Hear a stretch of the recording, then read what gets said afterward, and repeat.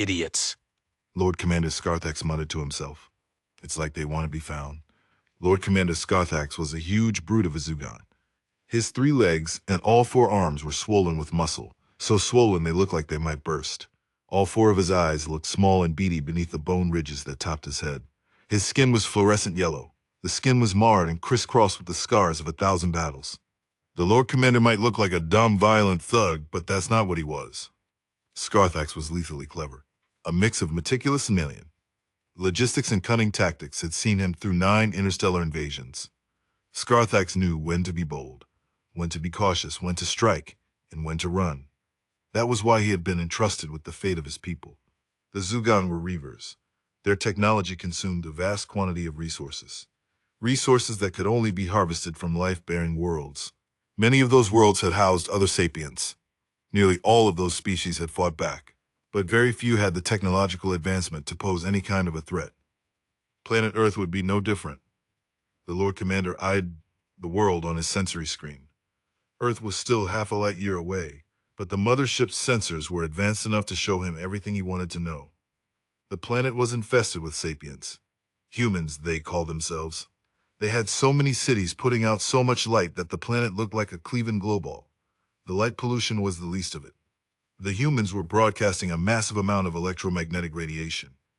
Billions of devices were sending and receiving electromagnetic broadcasts. Communication towers and satellites broadcast more powerful signals. Some of them seemed to be broadcasting away from the planet to the void itself. It was madness. Did the humans not fear the hungry dark? Did they really not know other life was out there? Or worse, did they think that other life was benevolent? Idiots. The galaxy was vast. There were millions of life-bearing worlds, tens of thousands of spacefaring species, all of whom were hostile. It was the nature of the universe. At a certain point of technological advancement, every species needed to harvest worlds in order to progress further.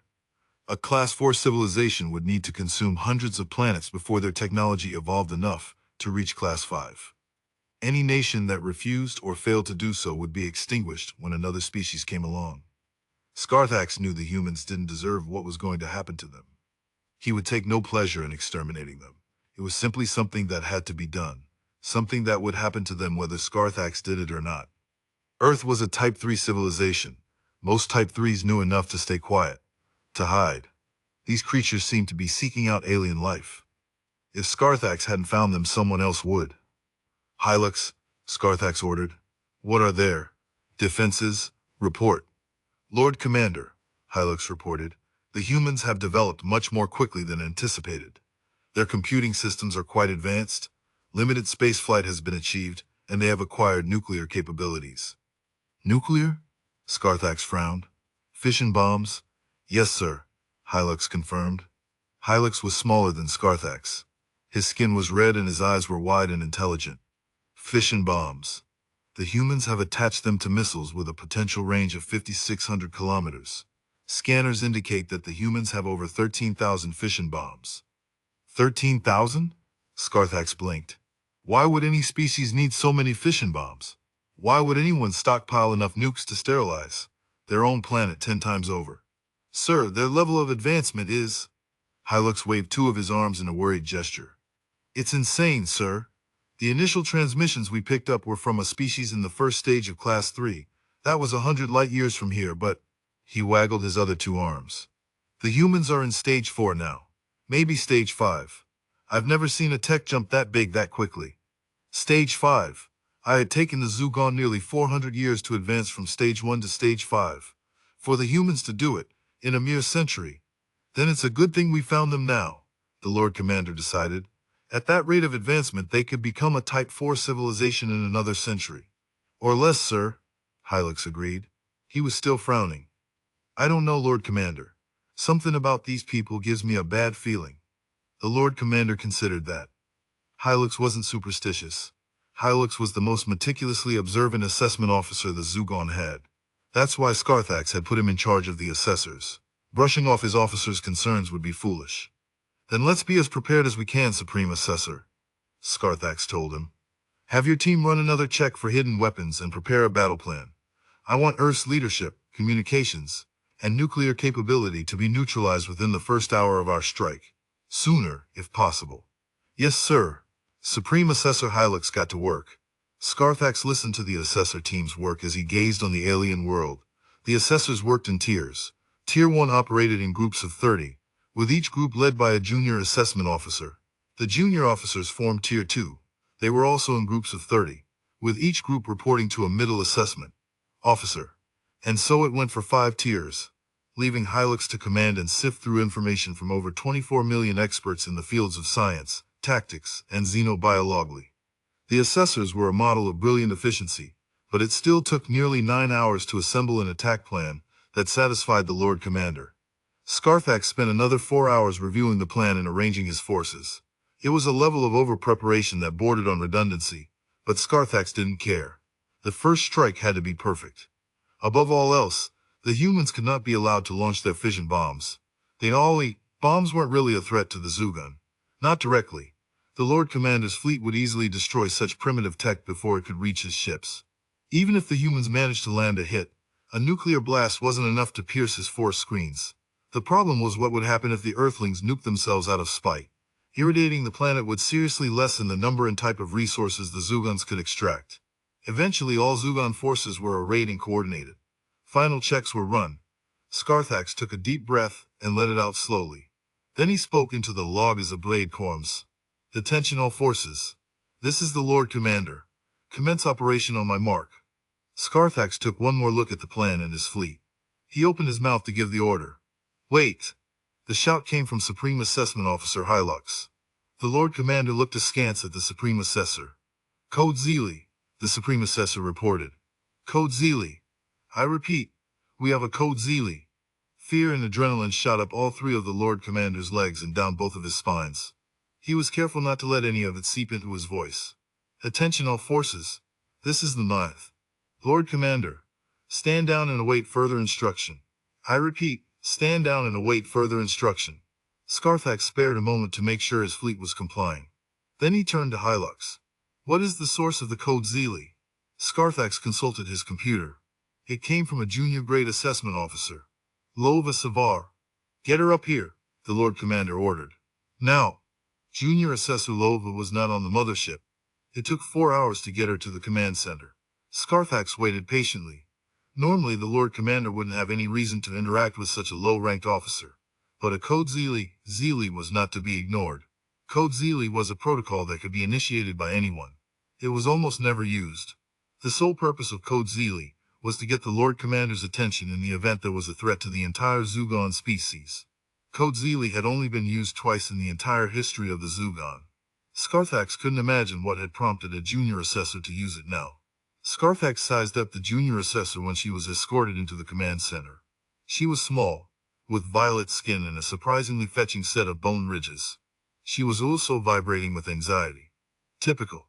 Skarthax knew he was intimidating, but he'd gone out of his way to be both fair and approachable. It irked him that the low ranks treated him with fear. Junior Assessment Officer Lova Savar, the Lord Commander ordered crisply. Report. Code Zeely, sir, the junior assessor all but shouted. The humans are Code Zeely. The humans? Skarthax blinked. Officer Lova was still shaking, but she met his gaze without a hint of fear. No, there was definitely fear. It just wasn't fear of the Lord Commander. Lova was terrified of the humans. Of something more than they might do. I had assumed as much, Lova. Skarthax kept his voice calm and soothing. He hoped addressing the assessor by name would put her at ease. Or at least help her calm down enough to be coherent. Please elaborate. Yes, sir. Lova closed her eyes and took a breath. My team was one of the Tier 1 groups assigned to sift through the Earthling broadcasts. We were to develop an assessment of their tactics, psychology, and cultural tendencies. Skarthax raised one hand up and down to signal understanding. Go on. One of our assessors stumbled upon an old transmission. It was one sequence of the earlier broadcasts that led us here. From when they were still at the first stage of a Type 3 civilization. Skarthax quirked 2 eye ridges at her. The junior assessor quickly continued. It was a live broadcast of an alien invasion. An invasion? The startled exclamation came from Hylux. Yes, sir, Lova confirmed. The transmission occurred in real time. It was a Type 4 civilization at Stage 1, interstellar travel, but not terribly advanced. They used mechanized walkers and heat beams. The humans thought they came from a neighboring planet in their star system, but scans don't show any signs that advanced species there. She frowned. We aren't sure if planet Mars ever had life on it. There are signs that it could have, but... She waggled her arms in confusion. If Mars did have life, it's been harvested. We did find 2 active monitoring devices. They're exchanging transmissions with Earth. Skarthax and Hylux exchanged a look. Why would Earth be monitoring a dead world? The invasion only lasted 40 minutes. Lola continued. The Martians, as the humans called them, failed to account for microorganisms. Microorganisms? The Lord Commander waggled his own arms. How could microorganisms affect an alien species? Earth's biome is slower, highly mutagenic, Lola explained. Viruses, bacteria, and parasites are known to evolve quickly and jump from one species to another. She shifted uncomfortably. Or maybe these Martians were just unlucky. I don't know. Either way, the assessor continued. The entire invasion force got sick and died. What about their technology? Asked the Lord Commander. Hylux hadn't reported any sign of Type 4 technology on the planet. We don't know, Lola admitted. My team and I searched through the broadcasts, but we didn't find anything about what the humans did with it. We did find something else. Lola leaned forward, eyes bright with fear. That broadcast was not the only time Earth was invaded. Skarthax and Hylux shared another look. Hylux spoke. It's possible. The Earthlings have been blasting EM radiation into the void for over a century. Anyone who noticed would come looking. After searching for a few hours, we sent an Ansible drone to connect directly to the human networks. Lola continued. It slagged a few of our computers, but... It would? Hylux shouted. The human network infected and destroyed 6 computers during our search. Lola elaborated. We kept them isolated from all other systems in accordance with protocol. But if we hadn't... She waggled her sinister arms. It might have taken down the whole fleet. Their electronic warfare is incredibly sophisticated. That shouldn't be possible, Hylux told the assessor. Our operating systems shouldn't even be compatible with whatever the humans use. Well, that's the thing, sir, said Lola. We were able to extract a fair amount of data before we ran out of computers to sacrifice.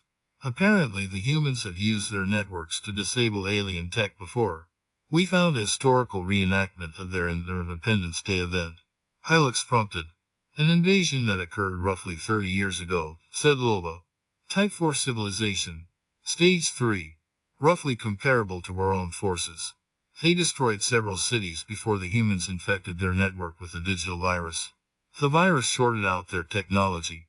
The humans then destroyed their mothership with a fission bomb and the rest of their fleets with aerial bombardment.